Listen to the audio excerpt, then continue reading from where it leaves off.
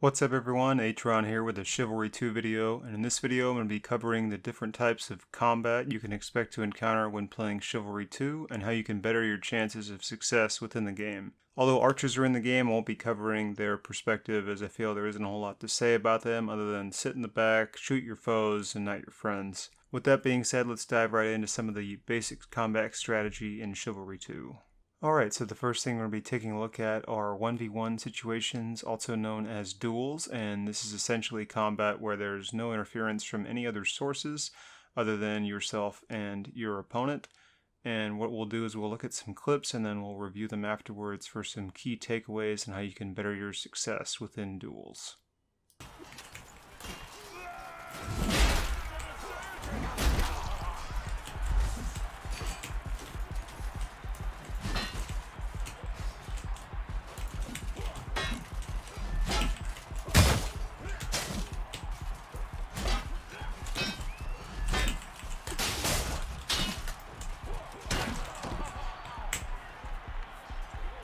That hurt!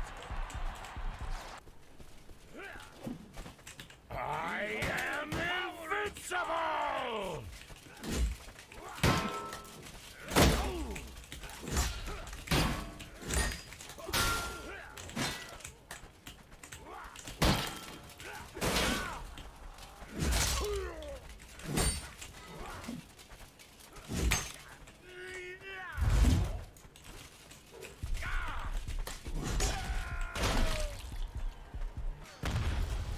The axe doesn't.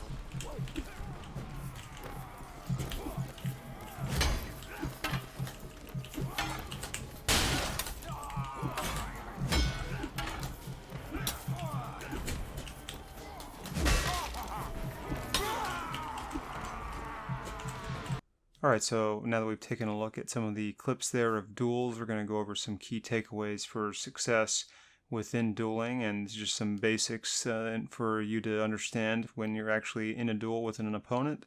So the first thing we'll talk about is the distance control, and essentially this is going to be dictated based off of what weapon you're using versus what weapon your opponent is using. So for example, if you're using a two-hander versus somebody that has a one-handed weapon, then you're typically going to want to keep the opponent on the outside.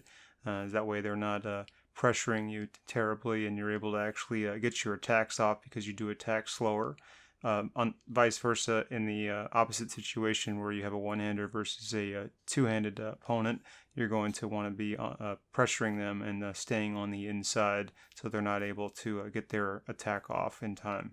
The second thing we're going to talk about is getting a read on your opponent, and essentially what you're doing here is looking for patterns or tendencies that your opponent might be making. So for example, in the first clip, that opponent had a tendency to block every single time after he attacked, so what I looked to do there was close the gap, kick him, that way I'd break his block as soon as after he finished his attack, and then I was able to deal damage to him and finish him off. And that actually transitions well into the third point that I'll be making here, which is essentially just to mix it up. You want to be unpredictable, use your full arsenal that the tutorial covers pretty well. You have the feints, jabs, your counters, your ripostes, all those things. So you want to make sure that your opponent does not know what's coming. The next type of encounter that we're going to talk about is a 1 versus X situation, essentially where you're fighting multiple enemies at the same time and you're by yourself. So let's go ahead and do the same thing. We'll look at some footage and then we'll go over some key takeaways after.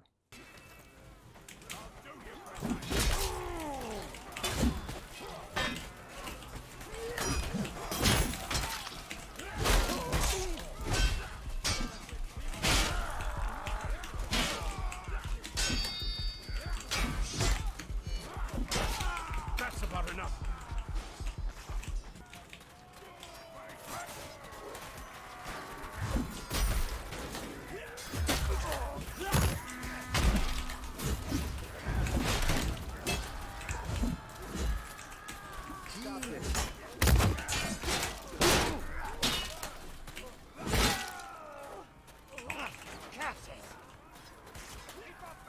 So what, you gotta stand in it to stop it from moving?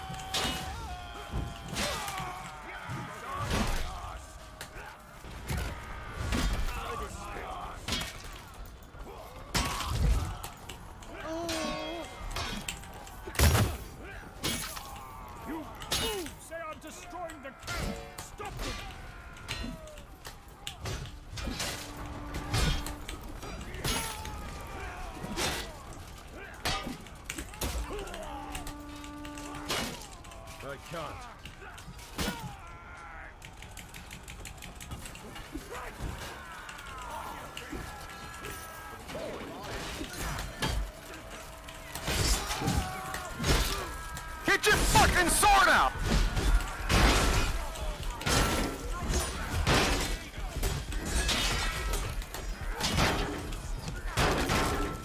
Oh shit, and say 8-0. Alright, so now that we've seen some footage of 1 versus X situations, or where you're fighting multiple enemies by yourself, I have the key takeaways from those situations. And before I get into that, I just want to quickly say that if you can avoid getting into these types of situations, I would do so, as you're typically going to lose or die. It's pretty hard to survive when you're fighting multiple people, especially when they're competent players. But with that being said, it's not always possible to avoid those kind of situations. Sometimes you really don't have any other choice. So here are some key points that you can use in order to better your chances of success. So the first thing I'm going to talk about is just keeping the enemies in front of you. This way you're actually able to block the incoming attacks, as opposed to if they're behind you or on the side of you. And typically the way you're able to do this is just by backing up. That way you can kind of have them group up in front of you. Transitioning over into the next point, you're going to want to block the first incoming attack. So for example, if you have 3 enemies in front of you and they're all attacking you at the same time, or roughly the same time, then you're going to want to block the attack that would connect with you first. That way you can counter or riposte the following attacks, and that way you're able to block them and provide some offense for yourself as well. And that actually transitions over into the third point, which is to counter or riposte with the slashes, as opposed to the stab or the overhead. This way you're able to actually hit multiple enemies at the same time. Very situationally, I guess you could use the stab or the overhead. I can't really think of a time when you would want to do that to hit multiple people, but typically the horizontal slashes is going to be your go-to in these kinds of situations.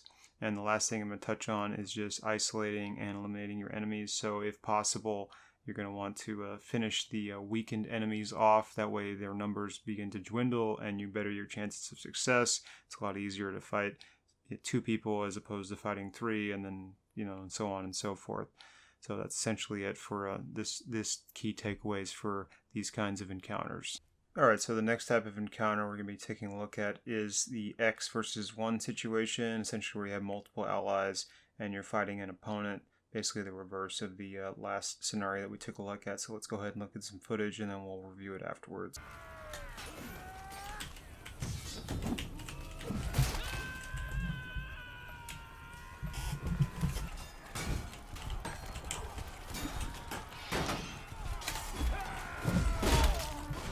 Like I got clapped.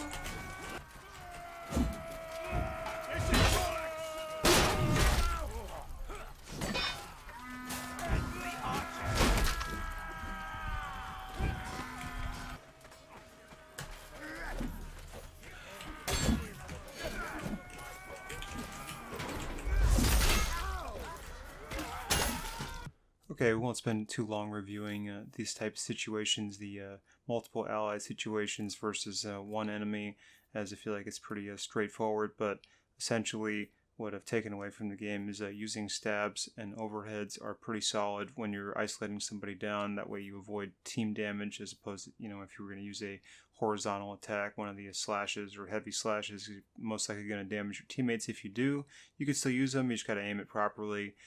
You can also use kicks or the ult to break their guard, as typically they're going to be blocking a lot, and really just the best thing to do is just surround them, get their back if you can, and just put them away. The next thing we're going to be talking about is flanking.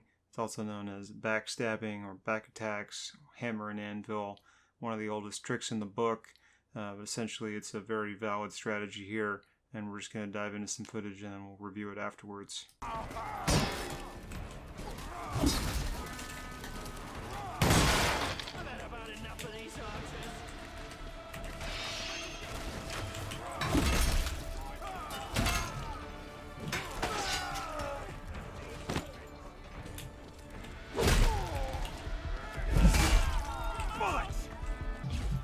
Why are you laughing?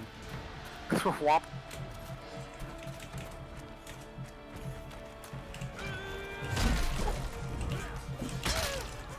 Distressing. Well, she got 18 now.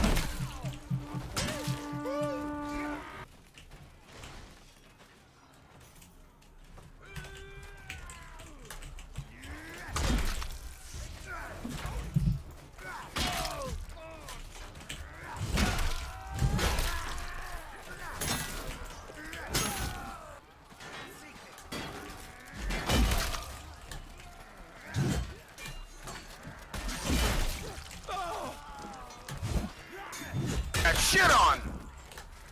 Go get it, bro. Somebody. Ah, yeah, bitch. Ah. Back it up, back it up, back it up, back it up.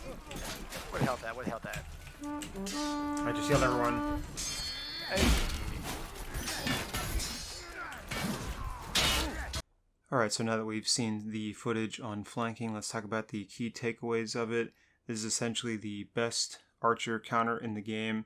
You really want to close the gap, when you're facing archers, running at them head on. Usually not the greatest idea. Probably going to take a couple arrow shots in the process, and there's probably some enemies that have weapons that are going to be in between you when you're doing so. So wrapping around, usually the best way to get rid of them, and they're usually pretty easy pickings at that point. They got low health and usually pretty defenseless. They're probably aiming at somebody else in front of them, so you can get some good attacks on their backs.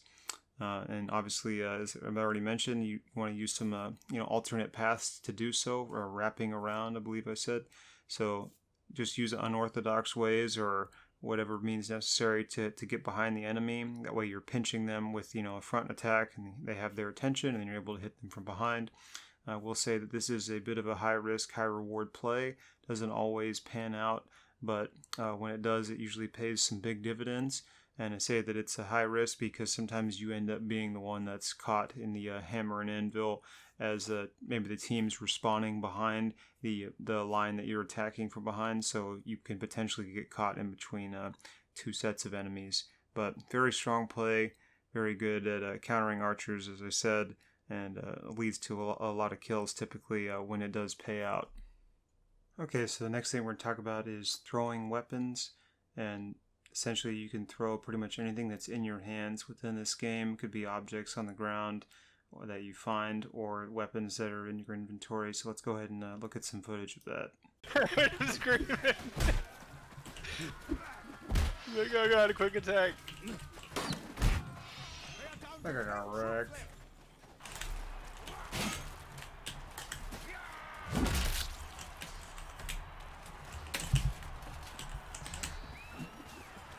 Oh! In the back! No! The gate has fallen! Fall back to the... I got a couple hits in. I got him! I threw an axe at him and got him. Are you serious? Yeah. Alright, now that we've seen a few clips of what throwing weapons and objects look like, we'll just talk about some of the key takeaways of using them.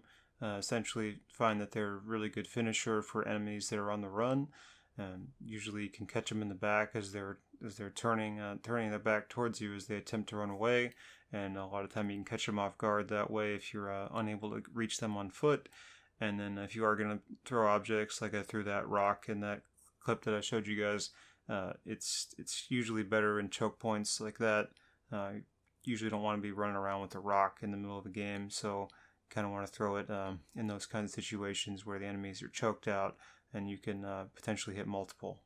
Alright, so the last thing I'm going to be going over with you guys is blind attacks, which is essentially utilizing the third person to wind up attacks so your opponent doesn't know it's coming.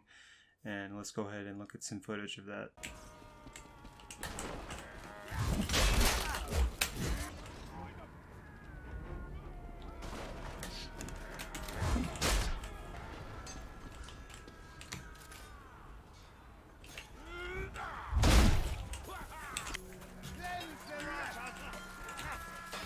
What is this respawn time?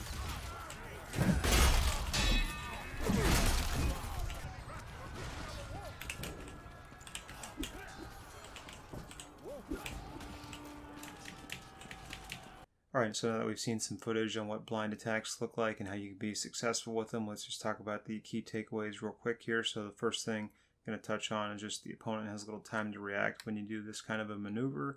Basically, you're winding up the attack when you're behind something so they don't see it coming. They don't see that you're winding up the attack, and then you come around the corner and unleash it on them, or they come around the corner or up the ladder and you unleash it on them and they just didn't know that you were doing so. With that being said, it is pretty situational. You're not going to be able to do it all the time. It's only in specific areas, And that kind of transitions over into the last point, which is that you're typically going to be using this in choke points when you're on defense.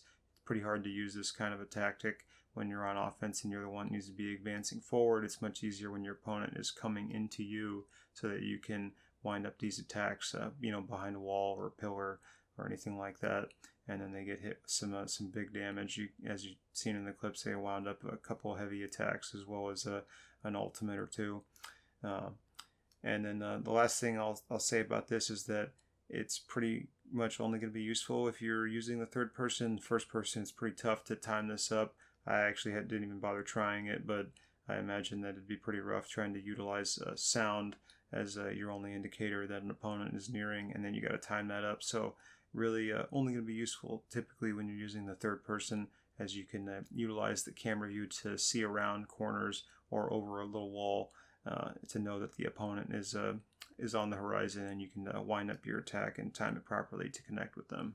And that's going to do it for this video, everyone. So thank you guys for watching. I do appreciate it. Hopefully you guys had something to gain from watching this video on Chivalry 2 combat tactics and strategy. And if you guys enjoyed the content, feel free to hit the subscribe button. I will be making more videos like this within the near future as well as the distant future to come. So stay tuned for those. Other than that, have a good one, everyone.